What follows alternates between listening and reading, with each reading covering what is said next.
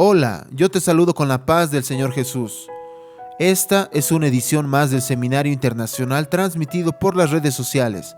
Esta publicación de este día, viernes 20 de noviembre, en este seminario, tú participas de clases rápidas y objetivas para que tú entiendas con claridad el proyecto de Dios para tu vida.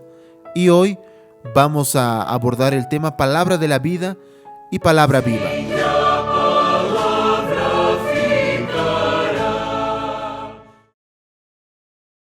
Estamos viviendo un momento especial en la economía de Dios, el tiempo del pronto. Es el tiempo que la iglesia está siendo preparada para subir a la eternidad. Y la victoria de la iglesia está registrada y profetizada en Apocalipsis capítulo 12, versículo 11, que dice: y ellos le han vencido por medio de la sangre del Cordero y de la palabra del testimonio de ellos, y menospreciaron sus vidas hasta la muerte. Entonces los recursos para la victoria de la iglesia ya fueron profetizados. La palabra y la sangre son los recursos que nosotros encontramos, además de otros, como la madrugada, el ayuno, el loor, para que seamos victoriosos en la presencia del Señor. La sangre es la figura del Espíritu Santo. La palabra es la figura de Jesús, Hijo de Dios.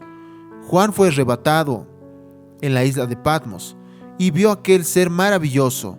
Y la descripción de aquel ser era: y estaba vestido de una ropa teñida en sangre, y su nombre es el Verbo de Dios. Apocalipsis capítulo 19, versículo 13. Era Jesús glorificado, la palabra de Dios. Entonces la palabra, el Verbo, estaba en la eternidad. Todo el proyecto de salvación del hombre estaba en Jesús desde la eternidad. Este proyecto fue un día mostrado al hombre. Las Escrituras muestran esto, tanto en el Antiguo como en el Nuevo Testamento. Y las Escrituras no fueron producidas por voluntad de hombre, sino fueron inspiradas por el Espíritu Santo de Dios, porque nunca la profecía fue traída por voluntad humana, sino que los santos hombres de Dios hablaron siendo inspirados por el Espíritu Santo. Segunda Pedro, capítulo 1, versículo 21.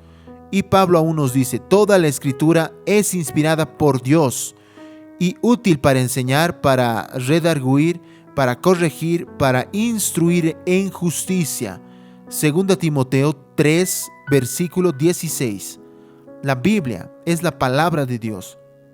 Y en la Biblia encontramos palabra de la vida y la palabra viva. Y aquí no hay cualquier intento de comparación teológica de la palabra, sino una distinción en la forma como la Biblia puede ser entendida y vivida por el hombre. La Biblia cuenta la historia de la palabra de la vida. La palabra de la vida es aquella que fue inspirada. En ella encontramos un código de ética, un código de conducta, enseñanzas acerca de la vida. La palabra de la vida es apta para enseñar, para corregir, para redarguir, para instruirnos en justicia. No según la justicia humana, sino según la justicia que viene de Dios. La palabra de la vida nos apunta el camino. Entonces tus oídos oirán a tus espaldas palabra que diga: este es el camino, andad por él. Y no echéis a la mano derecha, ni tampoco torzáis a la mano izquierda. Isaías 30, 21. La palabra de la vida apunta a aquel que es el único camino para la eternidad con Dios. Apunta a Jesús, el único y suficiente Salvador, el único que nos puede llevar al Padre. Jesús le dijo: yo soy el camino y la verdad y la vida. Nadie viene al Padre sino por mí. Juan 14, 6. Es la palabra de la vida. Pero la palabra de Dios está viva.